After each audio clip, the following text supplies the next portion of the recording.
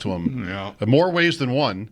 I wouldn't want to be playing right now, but 7 this morning until about 10:30, it was just beautiful outside. Ian, are you on the golf course? Are you fresh off? Are you headed there? What's the situation? I had 9 in yesterday. I actually got Mrs. Hartitz to join me and, sit in the cart trying to not look too bored. So that was a fun time. But I'm with you. Over 85 is pretty rough out there, man. But you know what? Last 2 months, every time I got out there, it's been so windy and rainy that, I'm not going to complain too much. How well do you play? Bulldog's good. Oh, I am very, very bad. I mean, if I can break 100, I'm feeling pretty good at myself. I'm just trying to worry about the next shot and hopefully get the ball in the air. If I'm just, again, avoiding the 5, the 6, flubs where the ball goes 5 yards, I feel like I had a pretty good round. I feel like I didn't see you at the Memorial last weekend, so I guess this lines up. Right in your backyard, though. Yeah. Oh, no, I was there on Friday. It was just so freaking rainy. It was pretty funny, though. I felt bad for, all the women obviously want to go look nice at the golf tournament. They got their new dresses and fancy shoes, and just everyone was in the mud with ponchos. But I ended up being a pretty good time anyway. I've heard stories about people who have their significant others ride along. Was this at your suggestion? Was this her idea? Was this just a way to make sure you could spend some time together in your busy lives? Like, how did this come to be? I think I'd just been escaping away to the golf course so much. She either wanted to verify I have in fact been golfing this often, and just, it was a nice day, and she had the day off of work. So we decided to make it happen. So a couple of my buddies brought their girls a time or two, so she wasn't about to let that one get away from me. All right. Ian Hartitz, Matthew Berry's Fantasy Life, Mike Schopp and The Bulldog on WGR. Let's just start off with getting a couple, or at least one, more general observation from you, Ian, about this year in the streets so far. Last year, as we've talked about, and kind of everybody knows it, either through good or bad experiences, the running back, apocalypse or whatever, just like all the older running backs a lot of us tried to avoid ended up having huge years.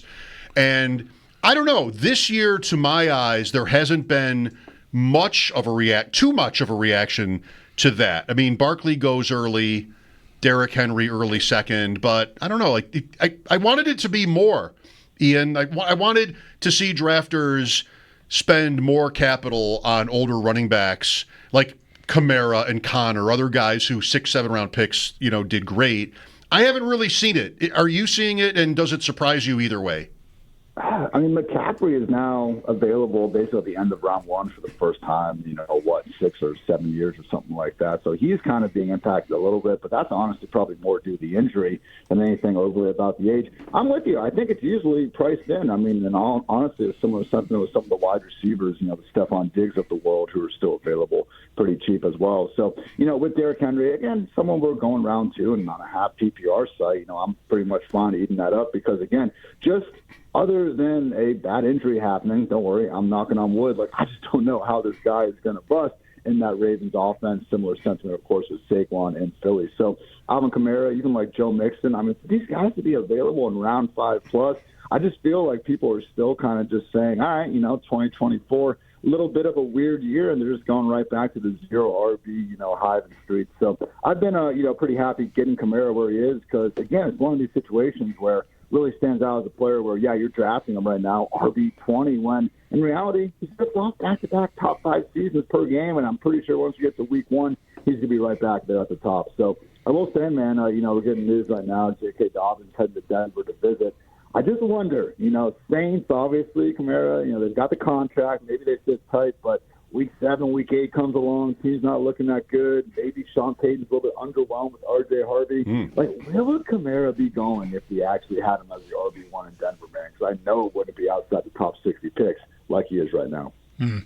Do you think running back has reestablished its value? This is not so much in a fantasy context, but just as a position of value after the big guys got paid. Well, to an extent, Henry really didn't get a monster contract last year, but he got one now off of the season he had. Barkley got a big contract and then an even bigger one here. Jacobs got a big one last year. But I don't know, this offseason, other than Henry and Barkley getting padded, I don't know did we have big running back contracts? Did last year amount to a flag being planted as it's turning back where running back value by teams is going to be more appreciated? The way I'm looking at it is I think it was a good indicator that if you already have the infrastructure, you have a quarterback, you have an offensive line, decent scheme, like the running back can be that cherry on top of your sundae. You just don't want to exactly, put the cherry in an empty bowl and try to, build up that way. So, again, one of these things where Jacobs, Henry, Saquon, none of them had good advanced numbers in 2023. That's why a lot of people were concerned about what they were going to do with their new teams. But, yeah, it turns out going from the Raiders to the Packers and the Titans to the Ravens and the Giants to the Eagles, that's that offensive environment certainly played a big role in those guys bouncing back in a major way. So, again, kind of seeing this in Buffalo right now with James Cook certainly being unhappy about not getting his extra extension. And I don't know if the Bills even necessarily need to go out of their way to do that with, the way the NFL has made players holding out not overly in their favor in recent years. But overall, a heck of a year for the position. And, hey, man, when they can stay healthy, certainly, top of the top and still do some big things. With Ian Hartitz, let's talk about Cook.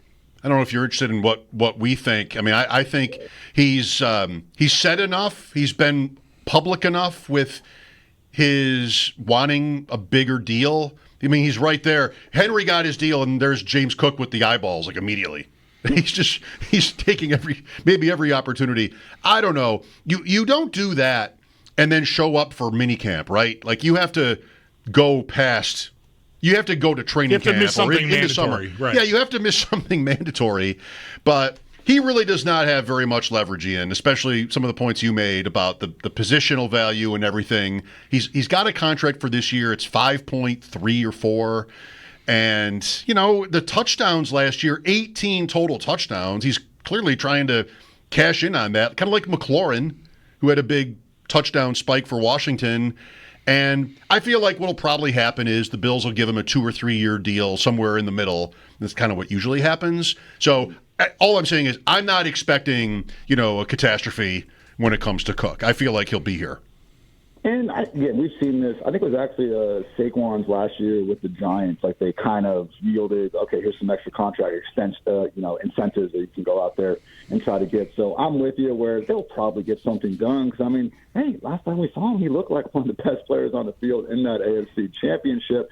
Certainly is their best option at the position. But, I believe we're still at the point where Brandon Beane has never given, a running back they drafted that second deal. Now it's pretty much only been Singletary and Cook, so not the largest sample in the world. But, I go back to, I believe, that Jets game where Cook was out, really annoying. Yep. Football, still not mad about losing that fantasy matchup or anything. But with Cook, again, like for Ray Davis to step in and do what he did, Ty Johnson, I think one of the more underrated third down backs in the league, actually just finished first in terms of yards per touch last season.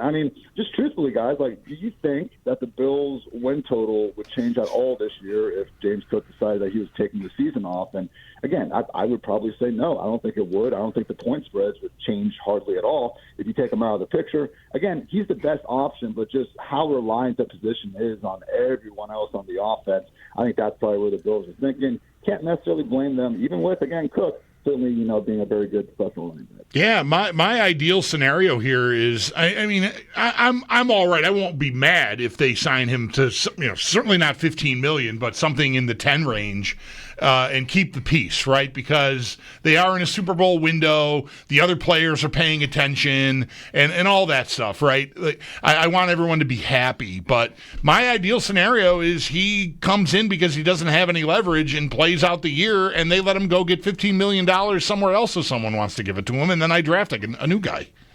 Yeah, again, to see what Ray and Ty have done behind them, who's to say that they couldn't use a day 2 pick next year and still get someone pretty darn good. So, again, nothing against Cook, but I do think it's something that's positioned where, we have a very good running back.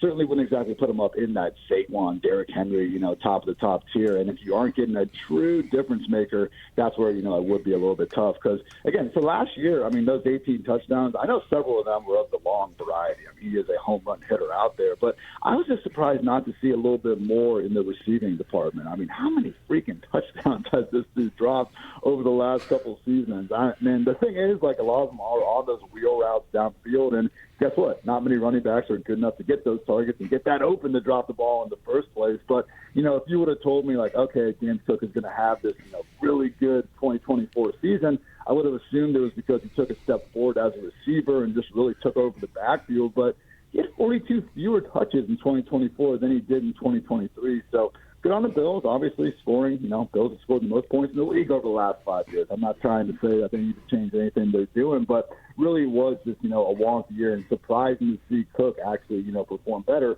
on a lesser workload. Right. You mentioned that AFC Championship.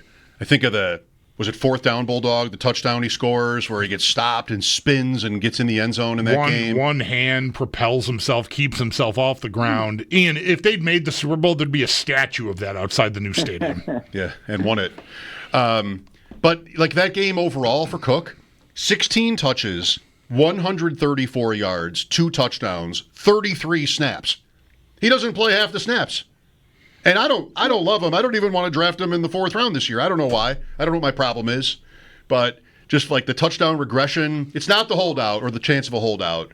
But like Breece Hall goes in the same range. I could get beat on that one. Because you're turning down quite a lot, aren't you? when you turn down that kind of production on less than half the snaps, maybe that goes up and all this other stuff goes up too in the 4th round.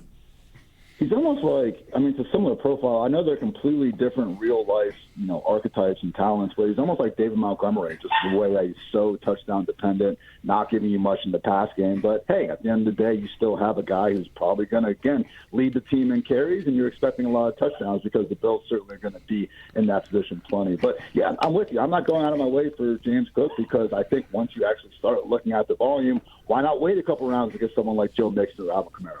Is that Lily chiming in on Cook back there? That is Deborah. She goes by Bruh, our miniature dachshund. So apologies. They get mad when I lock them out of the office. But, can't blame them. Yeah, this is compelling stuff. You can't blame a dog for wanting to join in on some of this. Bruh is great.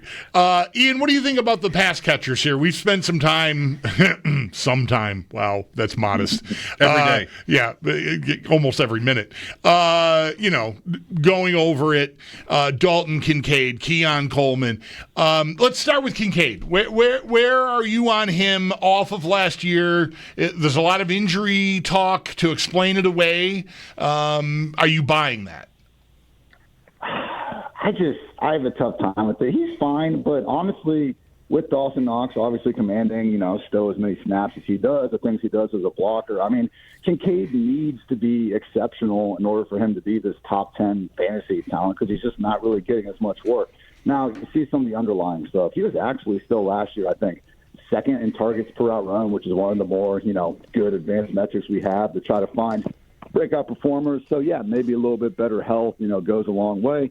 Certainly don't want to hold, a very unfortunate drop or two against him too much. But I just think, again, in this offense in the last couple of years just last year, I guess, without Stephon Diggs, really do seem content to just spread the ball around. And without Kincaid even having the full-time role, I haven't been going too far out of my way for the guy. He's mid-tier, tight end 2, going next to Jake Ferguson, Dallas Goedert. I'm not against mixing in some Kincaid, but not someone I'm exactly expecting to go for, 1,000 yards, 10 touchdowns. And I would say the same thing about Kyle Pitts.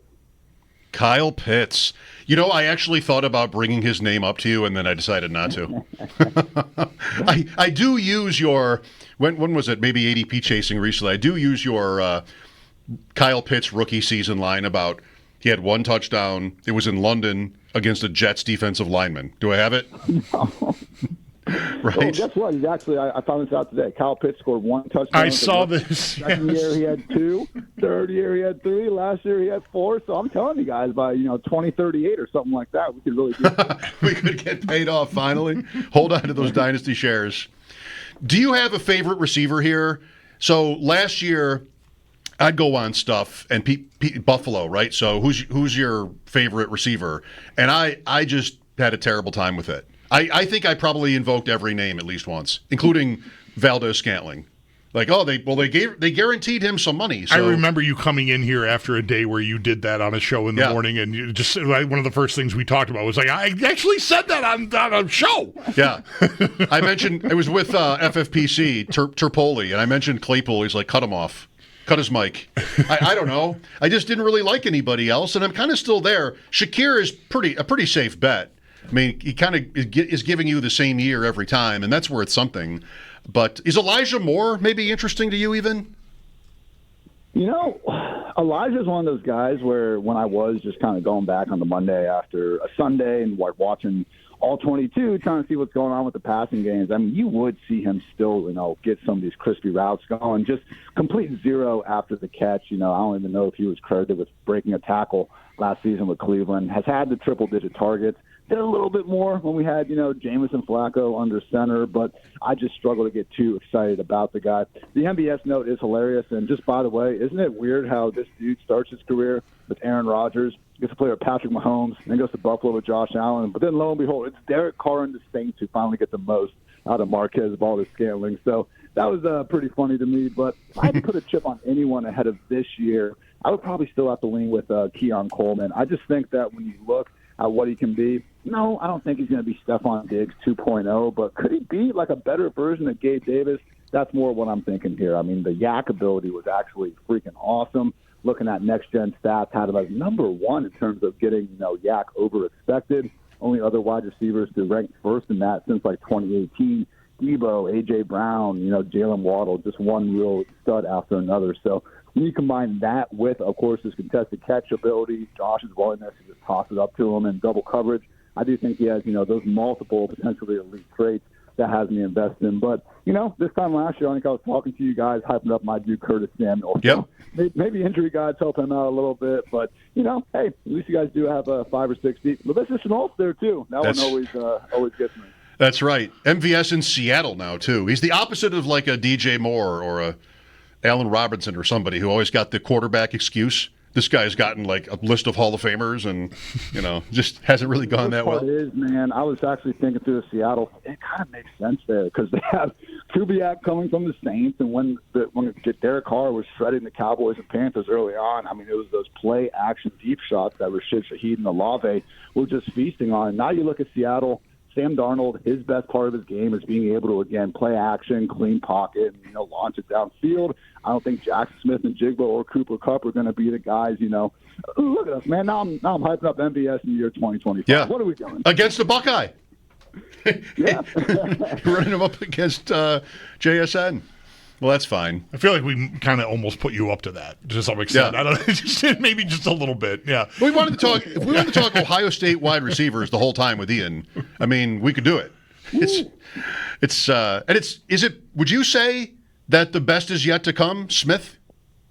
Jeremiah is so special, man. It's ridiculous what that dude can do. Just one-handed catch every other week, seemingly, just hearing the way, too, that the just ultimate, like, Ibuka and some of these other guys were already talking about him just going into last season was, just ridiculous hype. So, yeah, I do think Jeremiah Smith will be the best guy. And, we'll see what happens. I don't want to, hurt myself, patting myself on the back, but I remember talking to you guys last year and actually saying that the hype for Marvin Harrison Jr.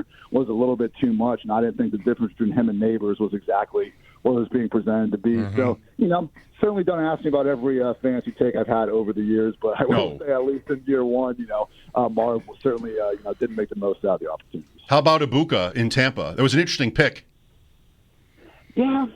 So with Ibuka, man, he's good at everything. He just doesn't have that one elite skill, which is fine. I just struggle to think if Mike Evans and Chris Godwin are going to be healthy, where exactly all this volume is going to be for Emeka. I mean, it's a weird situation where he's Ohio State's career reception leader, even though he was never actually the number one wide receiver on any given team. So, yeah, you play with Olave, Garrett Wilson, JSN, Marvin, Jeremiah, that sort of stuff is going to happen. Not exactly, the worst thing, for Ibuka not being a number one with those guys. But, again, just an offense where we have so many mouths to feed. And also, if Liam Cohen and Ben Johnson are just these complete wonderkin, amazing scheme innovators, which, hey, they certainly have looked like that, maybe we should be, downgrading the Lions and Tampa Bay a little bit more for losing them in the first place. So with Emeka, again, good real-life fit, I'm sure, certainly makes Tampa Bay Buccaneers offense better. But in fantasy, we need that ball thrown his way to get any points, and I'm just not confident we're going to see more than 60, 70 targets this year. Ian, before we let you go, do you have a quick thought on the Chiefs and whether there's a big offensive year bounce back for Mahomes and the pass catchers there? With Rashee Rice back, Worthy going into year 2, forgive me who I'm leaving out, Hollywood Brown is back, Kelsey's another year older. That's got to start to get scary at some point. But I'm wondering if you think that there's a vintage Mahomes year in there. I don't know if we'll get back to, the 50 touchdown, 2018 heights or anything like that, but I do think that there's a chance that we at least see not one of the least explosive offenses in the league again. I mean, they really were just death by 1,000 paper cuts last season, and hey, still got them within 60 minutes of winning the 3rd straight Super Bowl. So it's one of those things where not going to complain too much, but I do think we see them at least, get back to being a top 10 passing offense. Is that fair? Because, I know I was certainly riding high on the bounce back potential going into last year, and it was in large part because, getting that year 2 Rashee Rice, drafting Worthy, and then adding Hollywood Brown, who, when he has stayed healthy, has been a really good receiver, but we never even got to see that pairing last year with Hollywood going down before the season, Rashee Rice suddenly fire thanks to Mahomes in week 4, and then Worthy, really not coming on strong until the end of the year anyway. So I do think we'll see, a bounce back of sorts, but man, if there was ever a team that could have looked at someone like a Travion Henderson or tried to find, some sort of explosive running back, thought it would have been the Chiefs because Andy Reid just so good over the years of getting the most out of his RBs in the pass game. And just, again, they don't have anyone right now that really scares me. They don't have that, versatile chess piece that, honestly, Buffalo seems to have several of. So, one of these situations where still you got Mahomes, you got Reed, they're going to be a tough out for anyone. Still kind of wish that we had just a bit more help, on the outside and that running back in particular. The Bills are a bunch of rooks or knights. Knights maybe is better in terms of, in chess parlance. Ian, thank you as always. And lastly, as a member of the extended family of the ship chasing team, how dare anyone think you would not spell Cordero Patterson's name correctly on the randomizer the other day? I mean, I had full confidence and I was not disappointed. Insulting, man. Absolutely insulting. So there's I remember when it was like 20, another Marquez Ball-Scaling, reference, but it was the first year him and Equinemius St. Brown were in the league, like entering the league in the same year. And I remember like week 14 was the first time I spelled both their names right without needing to go to Google. What a moment that was. I love that you still cherish it. Thank you, Ian. As always, enjoy your summer. Thanks, fellas.